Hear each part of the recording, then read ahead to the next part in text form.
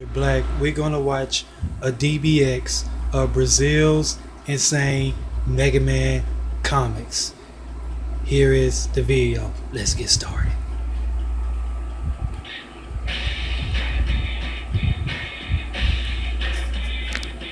Look, I'm sure I don't have to explain to you guys who Mega Man is or what he's about.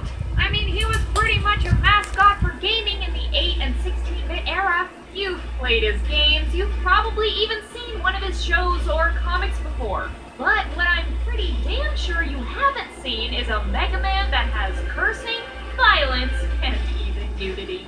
Until now, that is.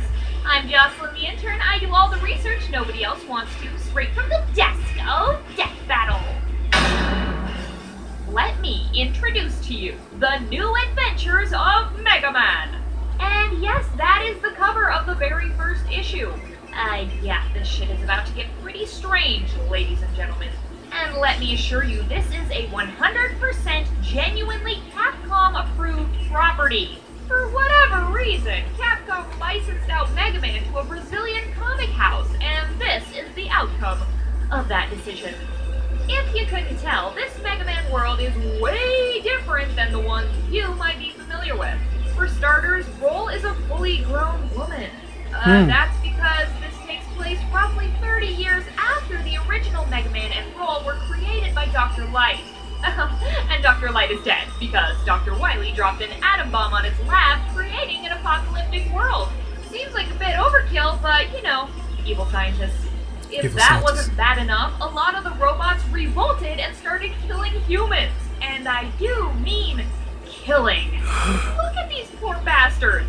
This blue Quickman looking robot just cut that dude's head off. Oh, man. Fireman is over there torching a whole bunch of people. These are some straight up rude robos.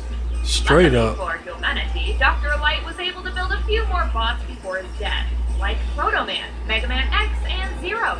Which I have to say, it's pretty strange to see Mega Man and X standing next to each other. It's even stranger to see them both perv out over Roll, despite referring to her as their sister. Apparently, robo incest isn't very frowned upon. Now, if you're curious why X is in a bathrobe and Roll is naked, well, let me explain. Okay. X is apparently retired and living in the suburbs, which seems like a dick move when there are renegade robots running around murdering people. And Roll is naked because, well, nearly every issue finds an excuse to show off her artificial assets. Yeah. If you're like me, you've probably got one very potent 3-letter question on your mind. WTF? I mean, straight up, what is going on up in these comics? The art is different in like every issue, and the story is all over the place, and far from anything Mega Man was ever about. Well, luckily I do have some answers for you. First off, the style change is due to the fact that they actually had a fan art contest for each issue in the beginning. Yes, roughly the first half of the 16-issue series was drawn by fans. As for the writing, well, that's pretty interesting. The comic even makes fun of it by breaking the fourth wall in the second issue. You see, a man named Jose Roberto Ferreira wrote the first 5 issues, and this guy had some very strong opinions. Apparently, he didn't think too highly of video games, and he also didn't care too much for Mega Man. What? In fact, Jose even wrote in a character named Princess, who he intended to use to kill all the other characters and eventually take over the entire series.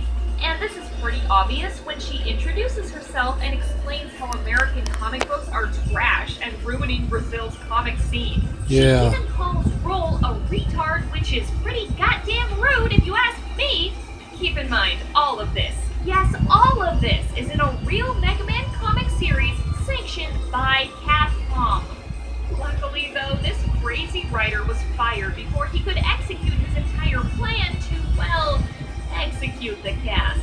New writers were hired to finish the series, but even so, this comic was too far gone and ended with about 1,000 loose ends and not a single good issue.